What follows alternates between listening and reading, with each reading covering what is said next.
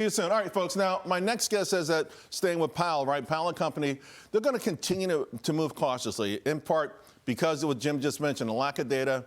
Also, of course, that's until October. Everyone knows they're going to cut then, and then obviously we'll see. I want to bring in now Banrion Capital Management founder, CEO Shana Sissel. Shana, welcome. I haven't seen you in a long time. It has been a really long time. Let me go back to that bond chart. So the bond market, at least the 2-year yield, suggesting maybe 3 rate cuts this year. You're not so sure, though, after October, right? I'm not, and that's because we have seen the inflation numbers start to tick up. Inflation is higher today than it was a year ago, and if that trend continues, then we are moving in the wrong direction from what the Fed wants.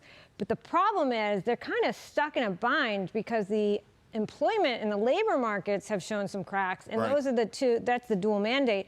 But I do think that they're more inclined to try to keep inflation in check more than anything. So this is a headline now that came across today, right? The New York Times, Amazon plans to automate 75% of its operations. We're talking about laying off 600,000 people by 2033. 600,000. I mean, these numbers are trickling in now. And you talk about the balance, right? You've got the AI story, which is going nowhere. So this kind of stuff is going to happen. How does the Fed start to interpret all of that? Well, we're hearing that as well. Just anecdotally, I heard from somebody recently that a woman in a senior leadership role was tasked to reduce her staff by 30% within the next 12 months. So, and it's all AI related. You know, we've spent all this time worrying about the monetization of AI, like how do we monetize it, and never actually thought about like the consequences of AI on earnings in other ways like this. And so I think this is something that the Fed needs to be concerned about. But we have a great way of finding other types of jobs can come out of this. We're going to be talking about this, by the way, tomorrow. I've got a live town hall. Going to talk about this. The show is going to be phenomenal. Just a quick pitch. When this comes to the stock market, though, and obviously it's been a driving force behind this rally since October 2022, do you still think this can power this market higher?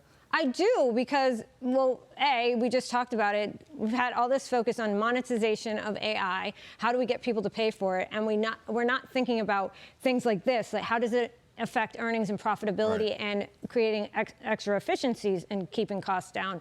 So I think this is still the pretty early innings, and I have no reason to believe that this tailwind will not continue. Let's talk about small caps. Sure. Looks like, you know, they're breaking out. This is against the spiders, you know, against the S&P 500. It's not a smooth transition, a smooth move. In fact, they're a little bit lower today. But you like the way it's starting to look for these small caps. Yeah, so there's been some structural changes in small caps that have affected small caps beyond just technical or market factors. It's things like the IPO market and so on. But what we're seeing here is that the rate environment we're in and some of the changes that are happening in the quantitative easing and quantitative tightening are a bullish sign for small caps. And having underperformed for so long, we would expect to see them break out. All right, but these are names that you like here. We put up CrowdStrike, Cisco, and Marvel. Listen, I want to just ask you about Cisco because we kind of talk about Crowd a lot. Marvel comes up more. But Cisco, this is one of these names. Have they reinvented themselves?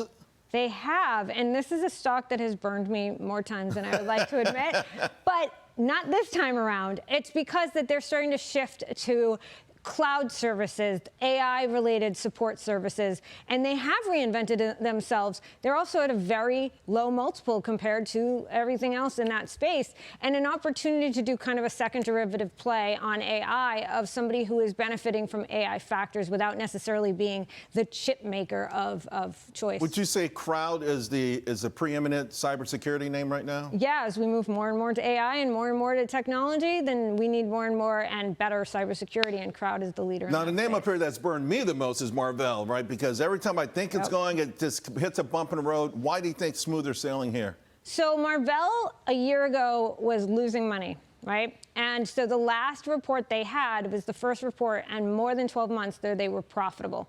And everything that they're doing has suggested that they'll be able to maintain that profitability. And at the end of the day, fundamentals drive stock prices, and you want to see a company turn from not profitable to profitable, and that's where Marvell is. I got you. Okay. Great Good seeing to see you. By the way. All right.